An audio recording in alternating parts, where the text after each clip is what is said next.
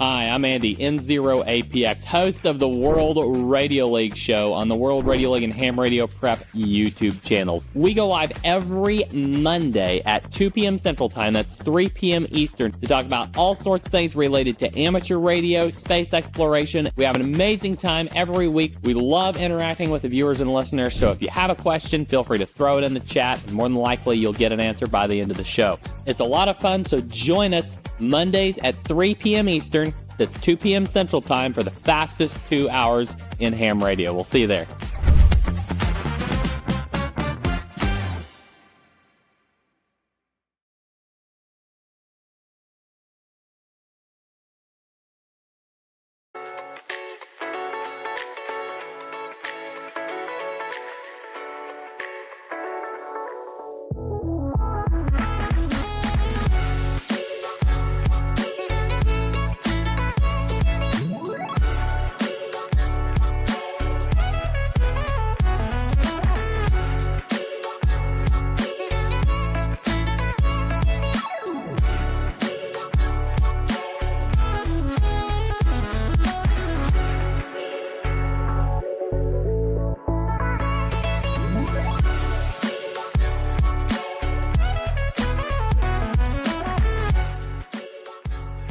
Well, good morning and happy Saturday, everybody.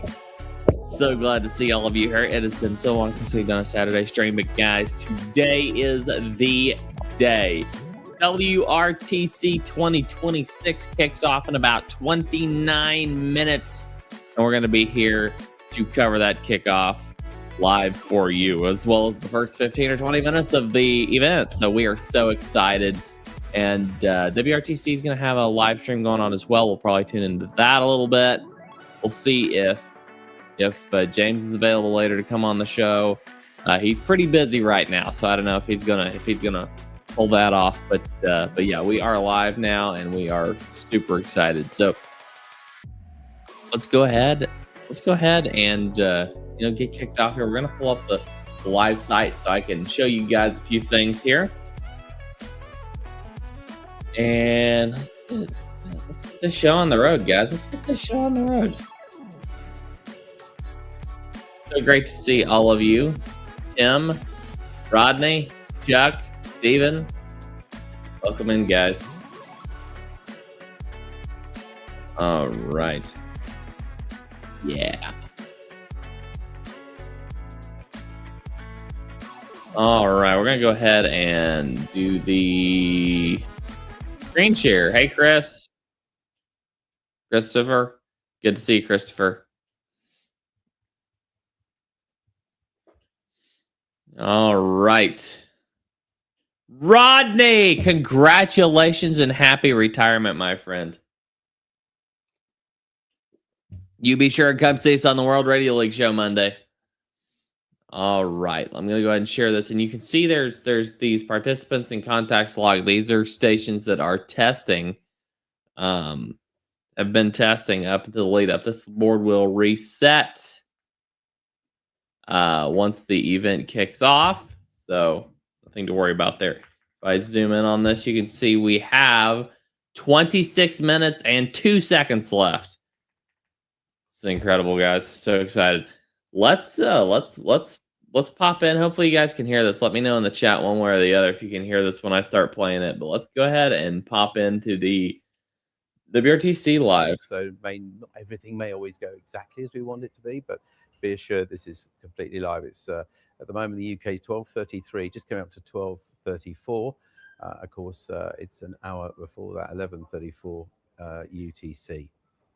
Well, now, before we get to the nitty-gritty of the contest, the rules, etc., let's remind ourselves of the work that went into building the actual sites where everyone is by lots of willing volunteers. While the competing teams bring and set up their own radios, the core kit for each site, mast, antennas, tents, generators and lighting were all assembled by a team of site-building volunteers over the last week in the scorching UK heat. Let's have a look.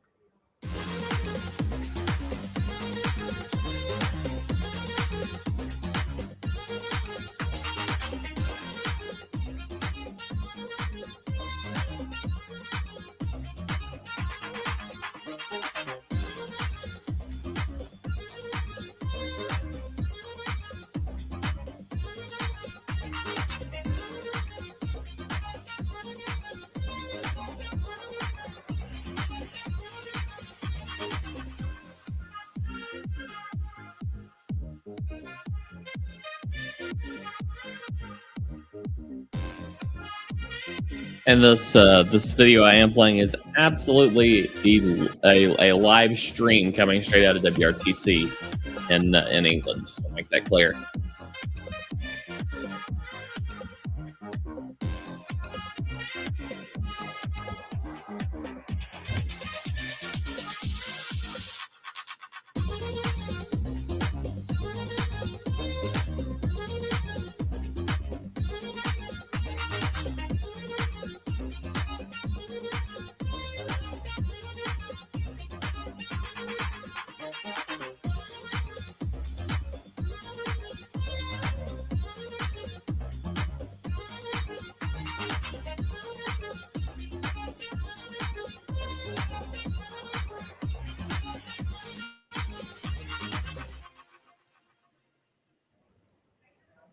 And that's just some of the work that's gone on behind the scenes in the build up to this contest, which, as I said, is starting in just under 24 minutes time for a full 24 hours. I mean, we're going to be with you all that time. And although we think we've got a tough job, it's nothing like as tough as all those competitors who are out there in the field now, setting up their stations. Very shortly, in fact, they'll be finding out their call signs as well for the very first time when envelopes are open. So we're going to just give you some of the background of this. Now, the Radio Society of Great Britain is the national partner of WRTC UK. And earlier in the week, Steve, M1M's ACB, who's the Director of Volunteering of WRTC UK, caught up with RSGB President Bob GU4YOX for his first impressions of the event. So I'm here behind the scenes at WRTC 2026 with Bob Beebe, GU4YOX, the RSGB president. Now, Bob, you've just arrived. You know that we've been planning this for 3 years, but I just want to get your impression as you've come through the door, had a bit of a behind the scenes tour. What do you think? It's just incredible, Steve, and it's an absolute honor to be here.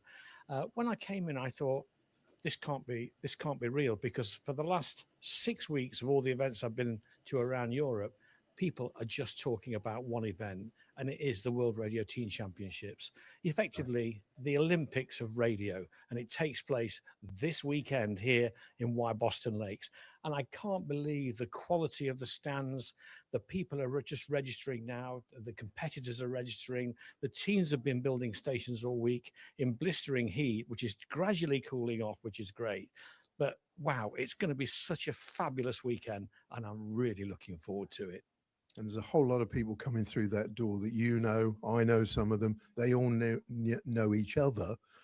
It's got a great feeling about it, hasn't it? It's got a great feeling. And the thing is, I am a contester as well and de-expeditioner. So everybody who comes to that door, I do know, worked many, many hundreds of times. And but it's just great to be master of ceremonies effectively for the whole event. You and your team have put this all together for the last 3 years, building on previous successes. It's a great international event without barriers. The best operators in the world are here, and I'm absolutely delighted to be here. And we're absolutely looking forward to it, and we're going to see so much more during this event. Thanks, Bob. Thanks, Steve.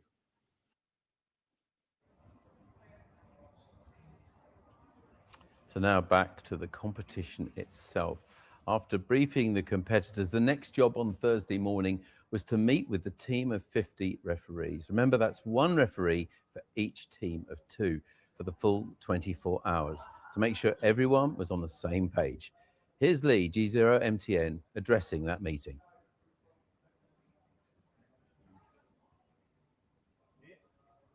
Just coming up, I hope. Well, there's a lot going on in the background. I didn't expect things to go right now. We're gonna see that meeting then, and we're gonna meet Lee himself. Thanks overall to everyone that is a referee.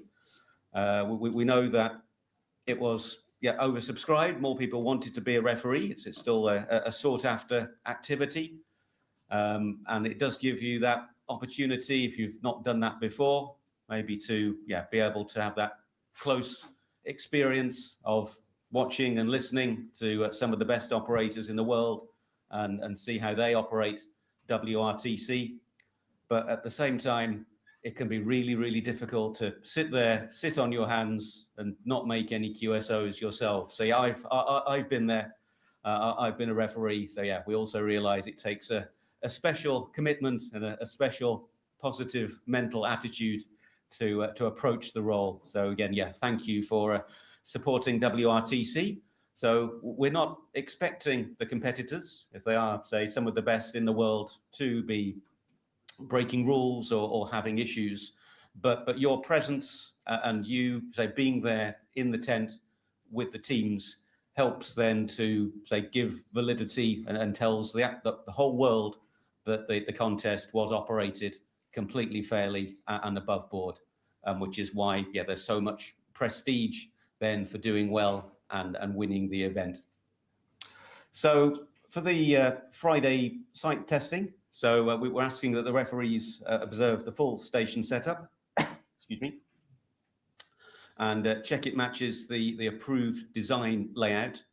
So in the referee handbook, there was it's like a standard block diagram of what WRTC is providing, what the competitors are providing, and what the referee is providing, and how they all interconnect.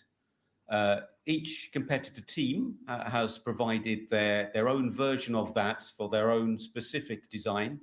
So that will also be included in the referee boxes, so you can check that what they said they were going to bring and what has been approved by Andy G for PIQ does match what they've actually bought and installed. So we hope, and to say for all the hard work the team are doing, there shouldn't be any VSWR problems. We think the 80-meter dipoles are going to be set for CW, and the alignment's all standard. I think we're asking as a check that there's no, say, antenna sharing of the same antenna between the teams at once.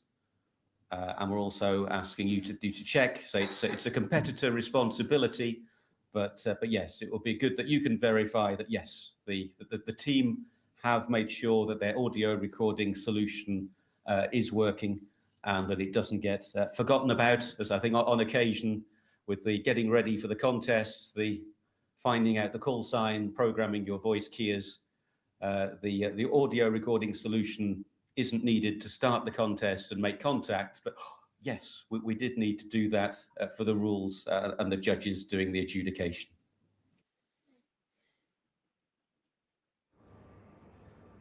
Welcome back. So if you have joined us a little late, we are live now. We're at WRTC UK HQ, really, at Boston in Bedfordshire, near Cambridgeshire on the east of England.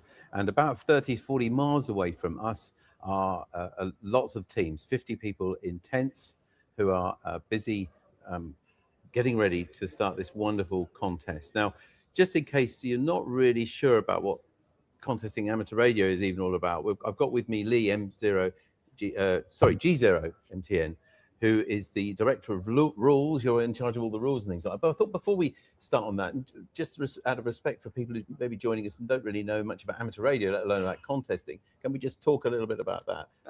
Yep, that's a great idea. And yep, part of why we're here today is to spread the message of what amateur radio is about.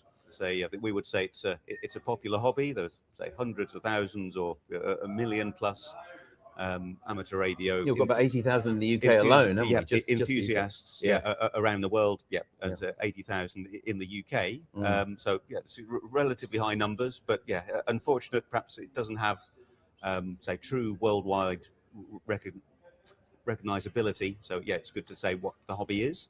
So it's a hobby for anyone that enjoys, say, radio communication.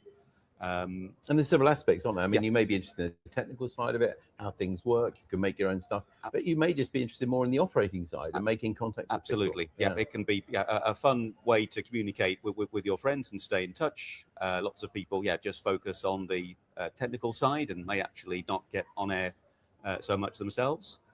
We can say that, say, all amateur radio operators, they're licensed by their respective governments. They pass a technical examination, and then they're given a call sign, and they can then transmit and use different parts of the radio spectrum that have been put aside for amateur radio use. So most countries in the world have this. They're slightly different systems, but most people could do that. So coming on to the exact point of WRTC, the World Radio Sport Team Championship, by its name, it's a competition, and contesting is a big part of the hobby too, isn't it? Yes. So the idea is that at sort of various times throughout the week and throughout the year, there are organised events where people can take part in a competition, and effectively it is how many contacts can you make in a specific period of time and score the most points. And depending on the flavour and the rules of the competition, there may be more points if you can contact people further away or in different countries, and there's different flavours for trying to contact islands or the states of America. So there's lots of different variety, and there's a big following of contesting and the camaraderie of everyone trying to take part as a regular activity. Yeah, it's brilliant. Okay, well, it's one aspect of it, and there's lots of contests throughout the year, of course, with lots of people joining in, but this is a very special one. Partly it's 24 hours, which is not totally unusual in itself, but of course this is it truly is world, isn't it? There's people from all over the world. Yes. So I guess the major thing about WRTC is that all of the participants are say locally here on site. Normally everyone is operating from their home stations right around the world, and we recognize that some people have very big stations that are very well performing, tall towers and lots of antennas.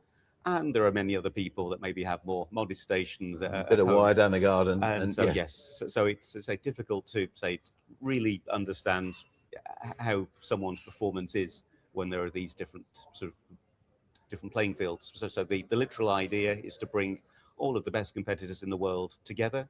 They can operate from a very similar location with identical antennas, so that ultimately it should just be down to the skill of the operators, the two-person teams in each tent, for perhaps we could say the ultimate in bragging rights.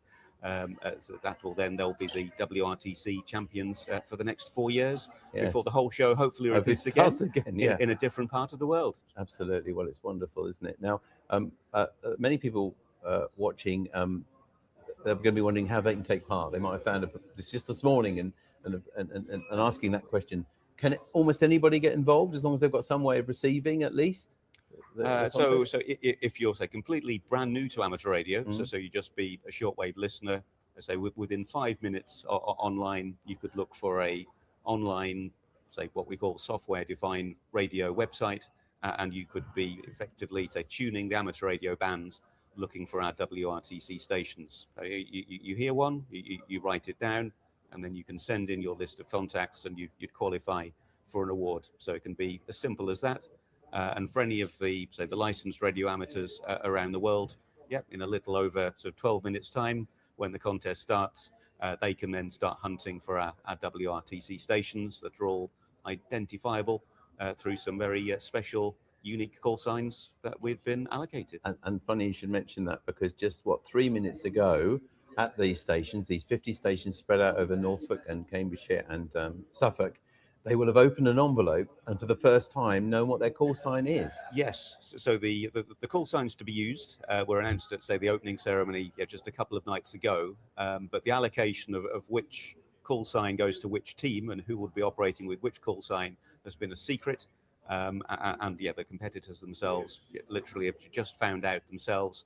So they'll be trying to remember that, or writing a little note in front of their computer monitors so that they get it right for the next day. And for people thanks, Lee. And for those who missed that ceremony where they were there, can you give us an idea of the series? It's the actual call signs are. So they'll be starting MB and then one number and one letter. So quite a simple Mike four-character Bravo, call one sign. Alpha. Yeah.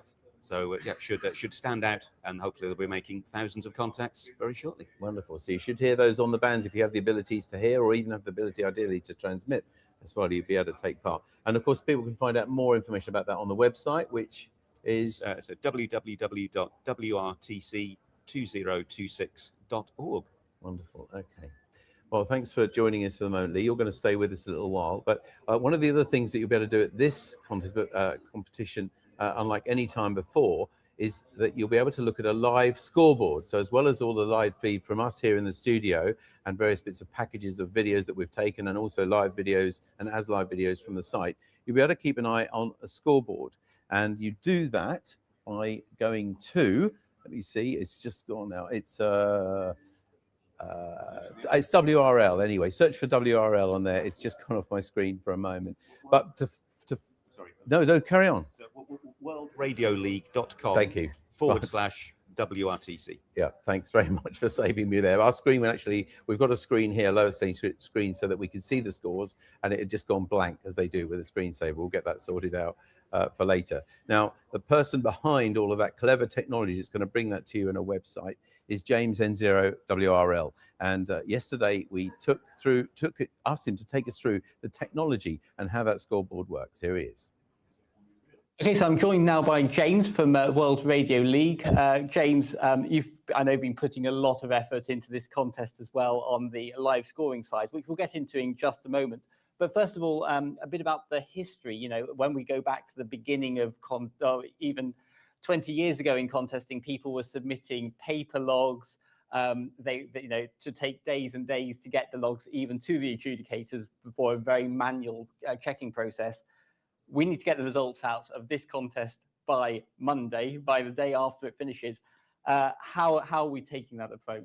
Yeah, excellent question, Dom, and thanks for having the conversation with me today. So we're certainly standing on the shoulders of giants, so to speak. There's a long history of WRTC and how the live scoring, or the scoring just in general, has advanced throughout the years. I mean, going back until the early 2000s, where people were handing out Nokia cell phones, and then the referee would be texting scores back to HQ every so often, so people at HQ could keep track of the scores.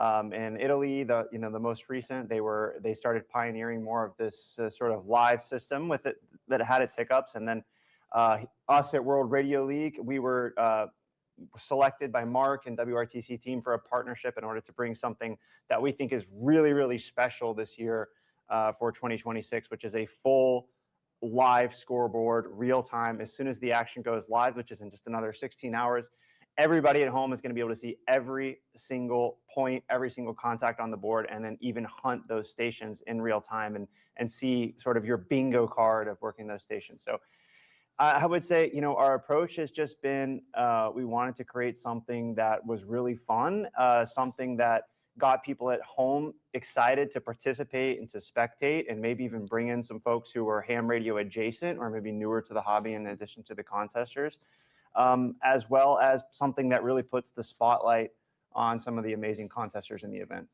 So people watching at home may think, well, you know, lots of logging software can send their QSOs over the internet, but we've got a bit of a constraint here, which is the fact that our competitors are not allowed internet access. Their cell phones get taken away from them, where they have no internet connection on their logging PCs. How do we get live QSO data back here? Because that's actually been quite an engineering challenge. Yeah, so I mean, that's an excellent question. So we sort of had the same question at first as well when we were approached with the partnership and we started looking at it. We thought, oh well, we'll just install an agent on those laptops and we'll collect the QSO broadcast that way and send it back to the cloud. Well, yeah, not so simple when you need the competitor laptops to be all offline to level the playing field and to ensure that, you know, they're not receiving spots, because this is a non-assisted contest. So I believe, as far as I know, the first team to pioneer sort of having a separate scoring computer was Germany at 2018. And then they brought that to Italy in 2022. And then we've taken that and then the approach of having the Raspberry Pi, and then we've built on it. So in 2026, what's really unique, we've actually written all of the software that runs on the Pi completely from scratch. And we, instead of just taking the score broadcast, we're taking the broadcast UDP at the QSO level. So this is really what you would call true real-time contesting, because with the QSO level data, we're able to get a lot more granular, and it gives a lot more of capabilities to the spectators at home. You can see more of a live play-by-play. You can see when somebody finds that band opening, or when they make a decision that maybe change the course of the contest. We're going to be able to see that. And that's also how we give you the great operator statistics for the casual operator. You know, me, even as part of World Radio League, I can't compete with these guys, but I can compete to be the top hunter for my state, for instance. So it creates a lot of a fun way for people at home to get involved. And if you are at home, go to worldradioleague.com, log in, and try to work some of these stations, because you only have 24 hours, and these could be some of the coolest contacts you ever get in your logbook. Absolutely. Well, we'll come onto the live scoring and the website in just a moment, but you know, just just to drill into that engineering challenge a little bit more, I guess. So the competitor laptops, as you say, they don't have internet access, but they do have access to a local network. Yes. You're capturing the broadcasts from that local network onto a Raspberry Pi. That Raspberry Pi does have internet access over a cellular network, I think. Exactly. So, and I have to give a big shout out to Andy G4PIQ with this regard, because he built all of those Pis out of the stations, and he handled the networking side of it. And then at World Radio League, we built the software, the UDP packet sniffer that transmits that back. So that's correct. Each one of those Pis comes equipped with a cellular dongle that connects over 4G LTE. I think they actually even have 5G on them, and then transmits that over cellular, comes back to our server so we can do the scoring. So it's funny, even some of the stations where they have a little bit of spotty cell from their phones, I guess the antenna is a bit stronger on our USB dongles, and we're actually able to receive really, really well from all those stations. But as you can imagine, it's a technical challenge, but it's also quite a logistical challenge, because we have to manage that entire fleet of 50 Pis. So throughout the course of this week, we've had contestants coming in, connecting their logging computers, receiving QSOs, doing multiple tests to make sure all the data is received accurately, and to avoid as many hiccups as we can in the field. And today was the first day that they actually went out to the field, and we received QSOs from all the stations. So we're looking really, really good at this point. But it's, again, we have sort of our mission control where we'll be monitoring all of those. And there's also, I want to say this is important as well, we're not just monitoring those to make sure for the live scoreboard aspect, but there's also a fairness aspect when it comes to the spotting. Because if we handle an automatic spotting capability on those Pis. If any of the contestants logs 2 consecutive QSOs on the same frequency on SSB, we will automatically spot them to the cluster. Now, if one of those stations has a temporary network disruption, we have to disable spotting across all of those Pis instantly. So we've built a special sort of polling mechanism for that will then turn, if any of those Pis go offline, we're constantly pinging them. We can disable spotting across the board, and we even have some backup spotting mechanisms. So it's quite the architecture. Yeah, I bet it is. And actually, you preempted my next question there, actually, because I was going to say that one of the novelties in contesting, I guess, in the last 12, 15 years has been the advent of the reverse beacon network on CW. Exactly. In particular. This is this automated system where effectively, as soon as you call CQ on CW, your frequency and your call sign get sent out over the DX cluster. Everyone can come find you. Now, in a multi-mode contest where you've got both CW and SSB, that potentially gives CW a massive advantage. Exactly. So this infrastructure that you've built neutralizes that advantage, because in effect, you get the advantage of the RBN on SSB as well. As soon as you make those 2 QSOs on the same frequency, you get spotted every 10 minutes. Yep, every 10 minutes. And I guess the reason you do it after every 2 QSOs is that, if somebody goes and searches and pounces to get a new mult, you don't want that to count as a spot. Exactly. Yeah. If you spot it after every single QSO, you would have people searching and pouncing, getting spotted, and then causing all kinds of chaos and confusion. So yeah, we look for those too. But 2 is pretty quick. I mean, it's gonna be very fast. Absolutely, yes. So we should be seeing lots and lots of spots. It should be very easy to find these WRTC call signs during the contest. So as I say, we're going to be showing the live score page on our web stream throughout the contest. But as you say, this is something that people can see at home. So do you want to sort of all right, guys, we are 19 seconds away. Page here on the website. 15. Yeah, absolutely. And it's very, very easy to find. Just go to 10, 9, 8, 7, 6, 5, 4, 3, 2, 1.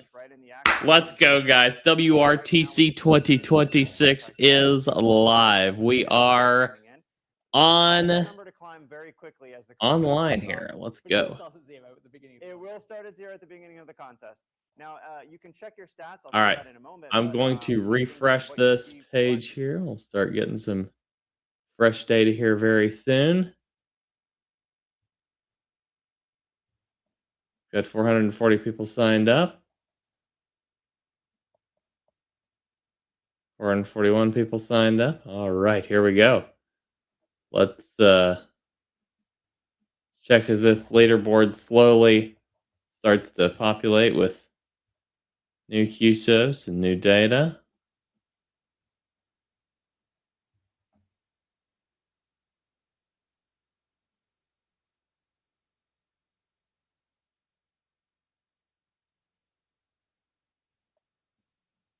We'll slowly watch that. Let's keep watching the live stream here, and There is a whole There we go. adjudication process and a log checking process on Monday as well, which will happen after. pull that audio back up for you. After the contest ends, the contestants will have only 30 minutes to submit those Cabrillo logs, and the judging committee will get straight to work.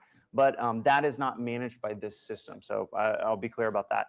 Now, as you go in, you can see the top 3 sort of get a special featured spot, but you'll see the profiles, and you can actually click in and get a little bit more information on the bios of any of them. As you come into the main live scoreboard here, you can see number of QSOs, fastest QSOs per hour, overall QSOs per hour, QSO points, and then your overall points. So it's default just going to rank you by the number of total points. So it'll be your leaderboard. But if you want to come in and get some more detail on QSO rates, who's achieving the most multipliers, feel free to sort that in as well. And right on the homepage, you'll kind of have an access point to some of the most important information like spots. What you'll notice is that the call sign that the team is using is never attached to the team name. That's on purpose. So if you're trying to wonder what call sign corresponds to this team I'm trying to track, you're not going to find it, right? And that's all part of the level playing field, the rules of WRTC. Exactly. We don't want any cheerleading. We're not trying to encourage people to find their favorite team and try to make contacts with them. Of course, in any live ham radio contesting, like any sporting event, even if it's F1 or what have you, there's never a perfectly level playing field, but we take as much precaution as possible to level that playing field. Now, so that's your home page. Now, across the top here, this is your main navigation that you want to get familiar with, and it provides easy access to all the different points.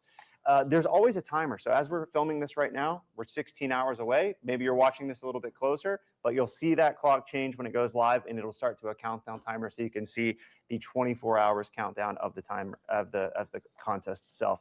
You've got a quick access to your leaderboard, the top WRTC hunters. You need to use this page. If you're at home and you're hunting the WRTC stations, you've got 50 call signs you can hunt. Try to hunt them all and see how many of them you can work. And you can try to work them on all the bands and modes as well. So 80, 40, 20, 15, 10, SSB, CW. Try to make contacts with them, and you could see how you rank for your continent as well as your country.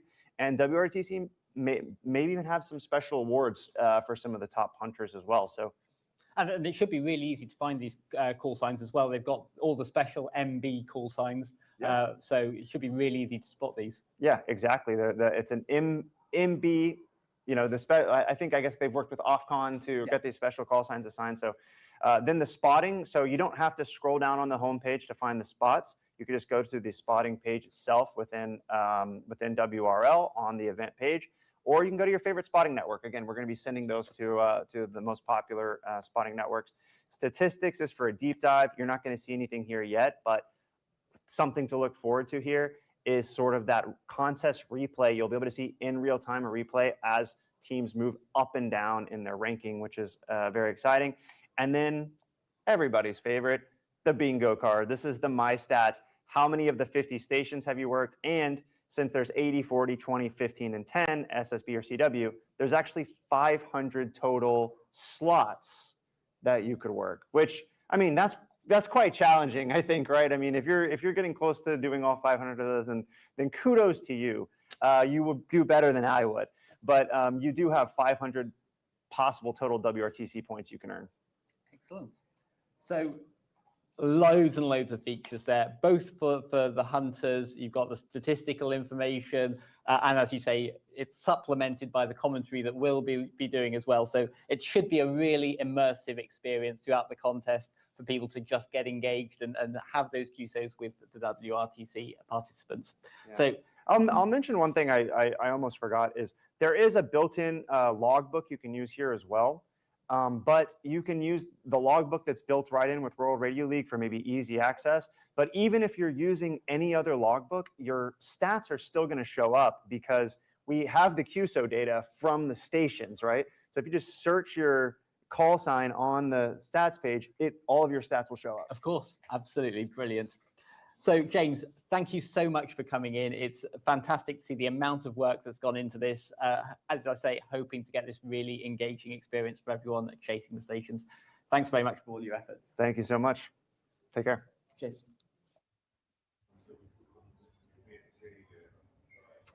Well, there we are. You found out now from the man who built it all about that live scoreboard. Now, with me is Lee G0 MTN as well, of course, still. And you're going to take us through some of this now because in those last few minutes when we were watching that video, a contest actually started. Can you believe it, Lee? All these years of build-up. I'm excited. Everybody's excited, hopefully at home as well. Yeah, so we'll go back to that here in just a little bit. But guys, this is really, really incredible. I'm going to go ahead and share this page over here. Oh, I had it. Let's try that again. This is really, really incredible, guys. This is insane. It's so hard to believe we're actually here. So here is the live scoreboard. 23 hours, 52 minutes left. Here's the live scoreboard. You can see right here, we've got first place team at this point is the EU number 6 team, followed by the EU number 3, and then the NA number 1, which is, hey, that's Randy Thompson and Thomas Gorgons. Awesome, guys. This is incredible. This is so incredible. So you see the live scoreboard right here. They've got 38 QSOs here. 47 here and 40 right here. This is incredible. So cool to watch, guys. So cool to watch. So let's keep an eye on this board. But I'm going to getting ready to tune back into the live stream. I just want to take a minute to appreciate this board. This is so incredible. There's Willow and Max who are operating on youth number 3 down there. Yeah, let's tune back into the live stream.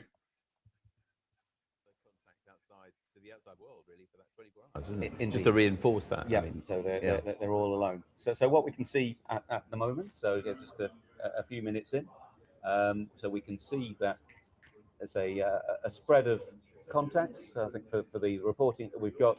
So yeah, the leaders are up to about, say, 50 contacts. Wow. Already.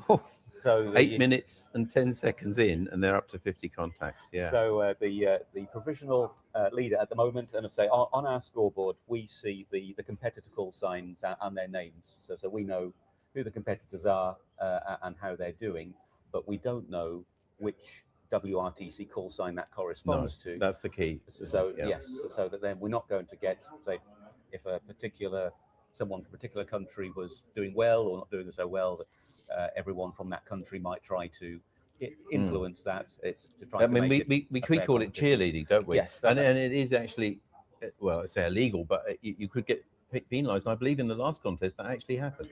Yep, there's been some penalties applied, and so we've asked, say, all the competitors, say, to tell their friends and the people in their home nations to say, whilst you may think that you are doing a nice supporting effort of contacting your home team, actually, then that's going again. The ethos of what everyone wants is that everyone wants to win, but they want to win on equal terms. Equal terms, yeah. Okay, super. So what we're actually seeing at the moment, so it's gone up now. So yeah, so I think maybe we can go to the screen actually live now. 60 QSOs. So we've got. So everybody at home can see this now. If you've not got a computer in front of you, you can see this. This is the live score. So we've got the team of Bratso E77 DX, and then Sven DJ4 MX. So representing Europe 6 Team 1. So they're in first place. So we can talk about the number of contacts, but then we can talk about the number of points. As ultimately, at the end of the day, it's the score that counts. And this is the great thing about contesting, is that it's a whole battle of resource management. and strategy and and strategy. and So, all so sorts. in, Yes. in the moment, they may be called by 3, 4, 5 people at once, either on Morse code or on phone on single sidebands. So they're trying to pick out the individual call signs and respond to them. But then there's also the longer term strategic element, is that they need to think, am I getting the maximum points I can at this time? Which band should I be on? Which mode should I be on? Should I be calling for other stations, or should I be tuning and trying to find some of the rare stations from the rarer parts of the world? And it's doing that constantly, and also then reacting to how the solar conditions and the radio propagation is changing. A lot of the teams have a game plan for how they think they're going to operate, but they may need to change that on the fly, and then we can see how that goes on. I mean, look, I'm just a regular radio amateur, I'd say. I don't have much time for contesting or anything like that, really. But I mean, the fact is to see 11 minutes and 3 seconds in, to see them made 72 QSOs already, I think is incredible. Yep, so it's good. And we can know then, so if we move then down to the statistics page. And that's a tab that you can see along the top, isn't it? From the top of the page, there's several tabs. There's a button for statistics. So we're starting to build up what we might call a bar chart race or like a horse race. And over time, then we can see both the leading positions change, but also I'm sure there'll be sort of many good battles and friends. I think, I mean, hopefully our colleagues in the gallery now could switch also to statistics. If they click on that tab, then they can also see the statistics bars that we're looking at. So Tammy and Kevin, I know you're in the back room there. If you could do that on the scoreboard computer that you've got. It's a tab along the top of the screen. There's one, if you just touch that, it's called statistics. And then we can see the statistics live for everybody at home on the tab.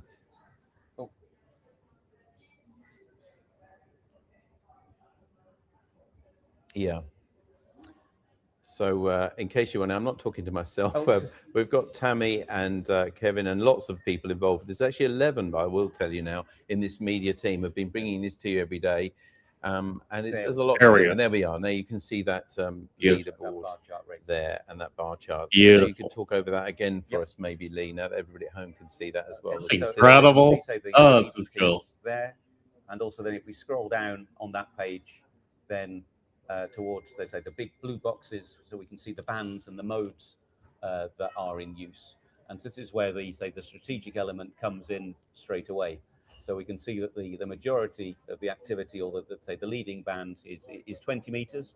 A lot of people may start there for higher rates, but also there's some activity on 15 meters and some activity on 10 meters, which is great, because we were a bit concerned that the 10-meter propagation may not have been very good. I know you were busy last night, Lee, but actually we had Steve Nicol, G0KY, giving us a propagation forecast yesterday and covering that. And he was also saying that sort of band, that's not a certainty at all. The conditions are very up and down, as most of us accept. I think we're going out of solar cycle 25 now. Yes. And especially with this weather and the heat and things, it can be quite unpredictable, even though the weather itself is fairly predictable and stable, as we heard from Jim Bacon on Wednesday. But as Steve said yesterday, propagation is really not, it's quite an unknown, isn't it? Yeah. So that's a good one. And the other thing about that 10-meter propagation is that it may be very fleeting. So the teams need to keep checking the bands. Yes. And then they may be surprised there's activity, and then you may, say, work a group of stations, and then if you miss that opportunity, that may not return then for the rest of the competition. So it's the strategic side, so that the competitors need to be, very agile and always listening out for those special opportunities. Now, I'm going to just deviate slightly here, because we've had a question on a live chat, and it's a good opportunity to tell you that if you're following this live at any time over our last programs and now and going right through till the closing ceremony on Monday, we're going to bring all those things to you. If you've got a question for WRTC, we've got all the people here like Lee, Mark, and everybody else here, and we can hopefully get an answer for you. So you can always send us a question. The email address is coming to the bottom of your screen now. It's mediawrtc2026@gmail.com. If you pop a question on there or on the YouTube chat, on this live chat here, we'll pick that out and we'll answer it. Now, someone who's done that now, I haven't got a name who asked this actually, but it's a question on a live chat. Can you talk about the hunters and what they're calling out once again? I'm trying to catch up. So someone is just, I guess, trying to get into contesting. So what are hunters, first of all? Okay, so for a regular contest, so everyone would be, say, following the rules of the contest and just trying to make the maximum score that they can and submit their entry. So for WRTC as well, so we recognise that there will be, say, a group of licensed amateurs that may be. Okay, I'm gonna switch back over to here. We just had the NA1 team overtake the EU number 6 team. So this is really great, guys. This chart is just so cool. This is updating in real time. You can see these numbers move around. So keep an eye on that page. We've also got, of course, all the various and sundry pages here that you can check out. Guys, after this stream ends, go watch the WRTC live stream. It's going on right now. You can find that on the homepage of the WRTC event here. You can watch it right here. But this is just absolutely incredible. I wish I could stay here longer, but I am going to have to. I'm going to have to hop here in just a few minutes. But look at that. I mean, we've already got guys working 34 of the 50 stations just that fast. It's just absolutely incredible. So, guys, thank you so much for coming along for the ride. It's absolutely incredible. I'll be attempting to keep up with this as I can. I'm so excited about this. This is absolutely beautiful. The team's done an incredible job, and I'm so very excited to watch this unfold over the next 23 hours and 23 minutes. So, guys, or I guess it would be 43 minutes. But guys, thank you so much. We really appreciate all of you, all of your support. Thank you, everybody, for tuning in this morning. Hope you have a fantastic day, and go start hunting those WRTC stations, guys. Get on the air, start hunting those stations, and have fun. Guys, I'm Andy, N0APX, saying 73 for now, and we'll be talking all about the recap on Monday. Do not miss the World Radio League show on Monday, where I'm amped up to talk all about WRTC coming up on Monday's live stream. So do not miss that. Thank you guys so very, very much, and have a great, fantastic rest of your day. Go out there and have some contacts.